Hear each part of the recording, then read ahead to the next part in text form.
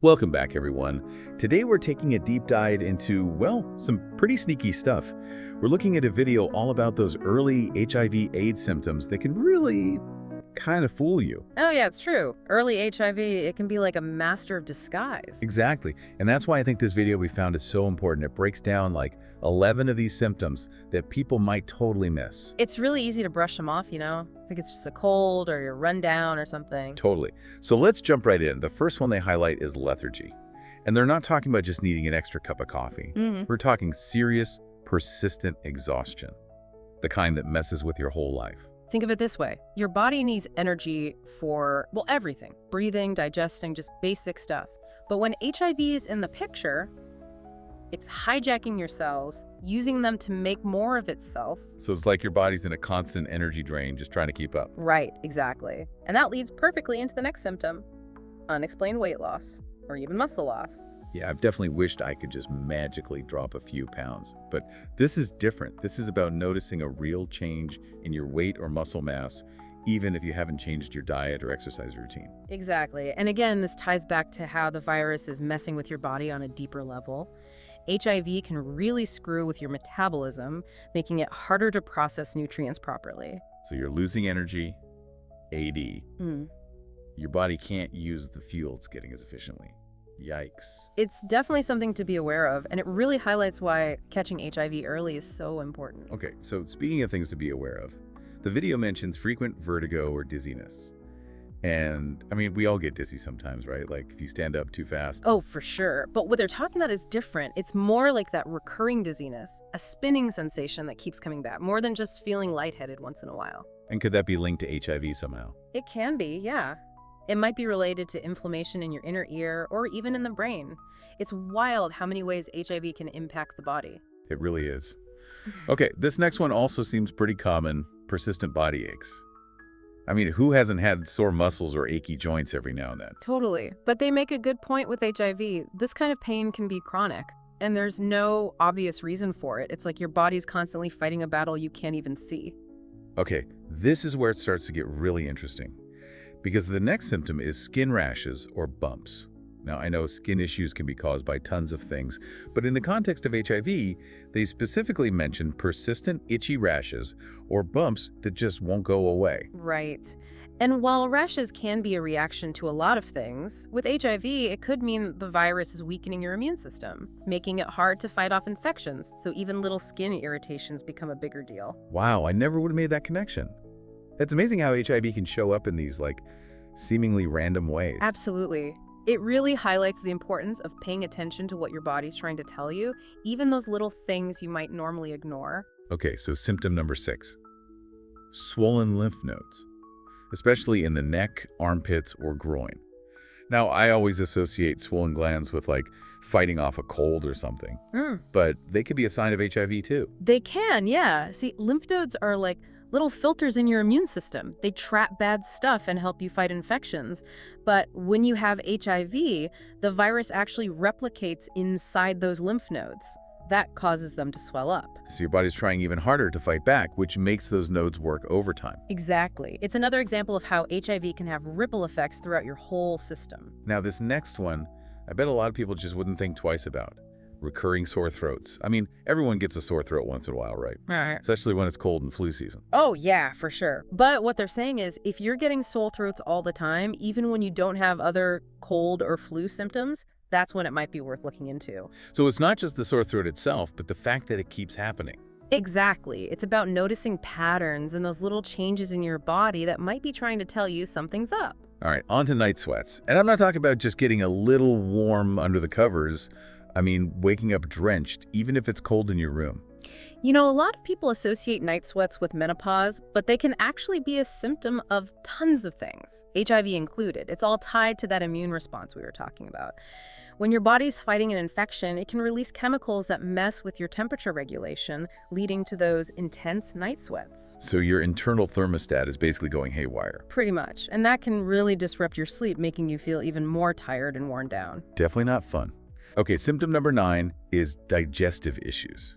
And, I mean, this one seems like it could be caused by anything, right? It really could, yeah.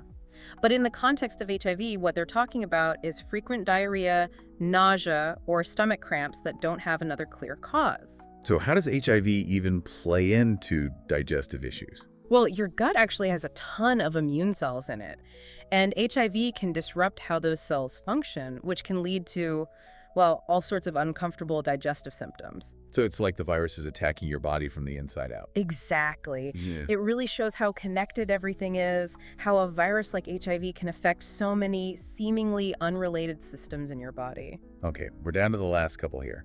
Number 10 is mouth ulcers or sores. I get canker sores sometimes, but those usually clear up within a week or so.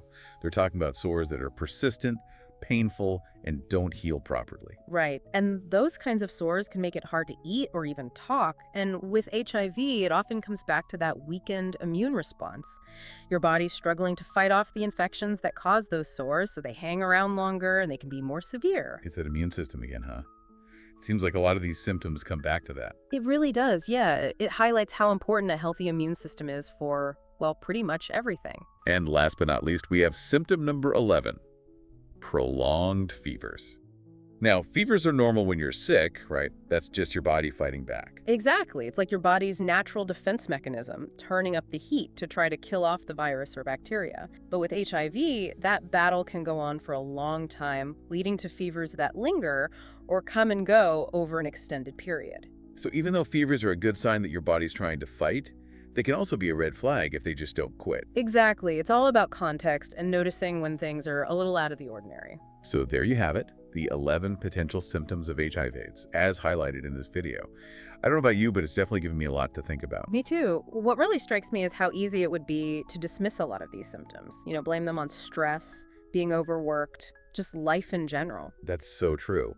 And that's why it's so crucial to be aware of the possibility of HIV, especially if you're experiencing several of these symptoms at the same time. It's about connecting the dots and knowing when to seek medical advice. Exactly. It's not about jumping to conclusions or panicking, but about being informed and proactive about your health. And speaking of being proactive, the video goes on to talk about a pretty revolutionary development in HIV testing. Right. They talk about this HIV RNA test that can detect the virus way earlier than traditional antibody tests. We're talking about being able to detect HIV within days of exposure. That's incredible. It really is. And that's exactly what we'll be digging into in the next part of our deep dive. So stay tuned, because this RNA test could be a real game changer. All right, and we're back. I don't know about you, but after that list of symptoms, I'm feeling like I need a checkup ASAP. But before we all start spiraling, let's shift gears to a more, well, hopeful part of the video. Yeah, good idea. Early detection. It's really key when it comes to HIV, especially since so many of those symptoms can be so subtle. Exactly. It's like you could have a sore throat and just think, oh, it's just allergies, or I'm just run down. Exactly. And that's where this HIV RNA test they kept mentioning comes in. It seems like a pretty big deal. Yeah, I was really intrigued by that. It sounds like a total game changer in the world of HIV testing. It really is. The thing is, with those traditional antibody tests, you have to wait for your body to actually produce enough antibodies for the test to pick up on them. Right, so it could be weeks or even months after a potential exposure before you get a definitive answer. Exactly. But with the RNA test, you're not waiting for antibodies. You're looking for the virus itself. Or, more specifically, its genetic material, the RNA. Ah, that makes sense. So it's like you're cutting out the middleman and going straight to the source. Exactly. And that means you can get a positive result much, much sooner. We're talking as early as 7 days after exposure. Wow, 7 days. That's insane. So someone could theoretically have a potential exposure and know their status within a week. That's right. And that speed can be crucial, not just for peace of mind, but also for getting on the right treatment plan as quickly as possible. Because I imagine starting treatment early makes a huge difference in how well you're able to manage the virus. Absolutely. Early intervention is key with HIV. The sooner you start treatment, the better your chances of maintaining a healthy immune system and preventing, more serious complications down the line. And the video also made a really good point about how early detection plays a huge role in preventing transmission too. Like if you know your status, you can take steps to protect your partners and prevent the spread of the virus. Right, exactly. It's about personal responsibility, but it's also a public health issue, right? Knowing your status empowers you to make informed decisions, not only for yourself, but for others as well. And speaking of empowerment, The video really emphasizes how accessible and confidential HIV testing has become. They even mentioned this website, HIVRNAtestguide.com. Have you had a chance to look at that website? I have, actually. After I saw the video, I got curious and checked it out. I was really impressed. It's super user-friendly, you know. You can just plug in your zip code and find testing locations near you. It also tells you about the different types of tests available, including the RNA test. And it even gives you info on costs and whether the sites offer confidential or anonymous testing. That's awesome because, for some people, that fear of judgment or being outed can be a huge barrier to getting tested. Oh, absolutely. And they even have a whole section on the site that addresses common concerns and anxieties about getting tested, which I thought was a really nice touch. That's so smart. It's like they've thought of everything to make the process less intimidating and more, well, empowering. Exactly. Because at the end of the day, it's all about giving people the tools and information they need to take control of their own health. Okay, so we've covered the symptoms, the science behind those symptoms, and now this really cool tool for early detection. But I think it's important to acknowledge that even with all this knowledge, some people might still feel anxious. You hear all this information, and it's easy to start thinking, wait, what if I have that? Yeah. What if I've been exposed? Oh, for sure. And that's why it's so important to remember that knowledge without context can sometimes do more harm than good. Just because you might be experiencing one or two of those symptoms, it doesn't automatically mean you have HIV. Remember, these are common symptoms that could be caused by a whole bunch of different things. That's such a good point. It's about looking at the bigger picture and not jumping to conclusions. So for our listeners out there who might be feeling a little overwhelmed or maybe even anxious right now, what would you say to them? First and foremost, don't panic. It's totally normal to feel a little anxious when you're learning about a new health concern. But remember, information is power. And in this case, that power lies in knowing your options and seeking professional guidance when you need it. If you're experiencing any of the symptoms we talked about, or even if you're just worried about a potential exposure, the best thing you can do is talk to your doctor. Right. They can help you figure out your individual risk factors, order the right tests, and give you advice that's specific to your situation. Exactly, because everyone's health journey is different, right? There's no one-size-fits-all answer. So it's not just about knowing the information, but about using that information to have an informed conversation with your doctor. Exactly. They're your partner in this, and they can help you sort through any concerns or anxieties you might have. I love that. Your partner in this. Yeah. And speaking of journeys, this deep dive has definitely taken us on quite a ride. We've explored the often subtle signs of HIV, the science behind why those symptoms happen, and the incredible progress we've made in early detection and testing. But as we head into the final part of our conversation, I'm curious about your thoughts on this. How can we, as a society, really make a difference in destigmatizing HIV and promoting proactive health awareness without, freaking everyone out? That's a great question, and it's one we're going to dive into headfirst in the next part. So stick around because we're going to explore how we can work together to create a more open, informed, and compassionate approach to HIV/AIDS awareness. Welcome back to the final part of our deep dive. We've covered so much ground today, from those super sneaky symptoms of HIV/AIDS to the super important role of early detection. And yeah, it feels like we've all learned a ton just from unpacking that one video. Right. It really highlights how crucial it is to stay informed, to be proactive when it comes to our health. Absolutely. And, as we wrap up, I can't stop thinking about that question we touched on earlier. How do we strike that balance between raising awareness about these important health issues and, well, avoiding unnecessary panic? That is the question, isn't it? Knowledge is power, but it can also be a source of worry, especially with health stuff. For sure. So to me, it all comes down to empowering people to make informed decisions about their own health without scaring them off in the process. It's about giving them accurate info, the right resources, and the support they need to feel confident. So how do we actually do that? Create a culture where people are proactive about their health, but not constantly freaking out. Well, I think it starts with open and honest conversations, like the one we're having right now, talking about these things in a safe, informative way that helps to destigmatize topics like HIV/AIDS. It encourages people to seek information without feeling ashamed or judged. And that's so important, right? Because shame and stigma are often the biggest roadblocks to people getting tested, to early intervention. Oh, totally.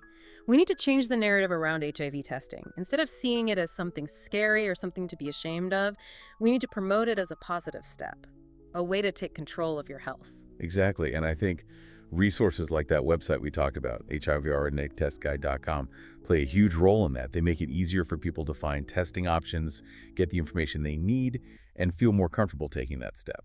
Totally. And beyond just getting tested, it's about making sure people have access to affordable treatment, good quality care, and the support they need to manage their health. A diagnosis doesn't have to be a life sentence. With the right resources and support, people living with HIV can live long, healthy, fulfilling lives. That's so powerful.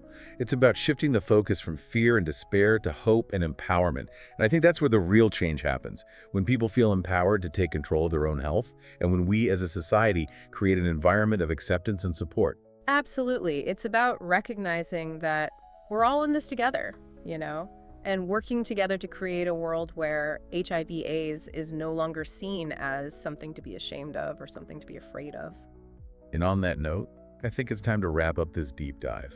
We've explored the potential symptoms, the importance of early detection, and the power of proactive health awareness. We've also touched on that really important balance between providing information and avoiding unnecessary anxiety.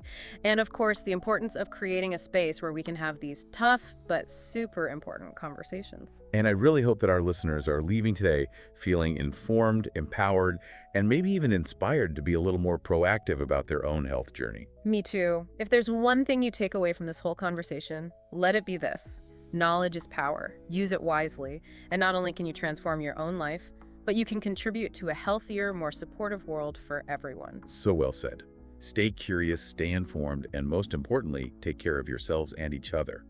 Until next time, deep divers.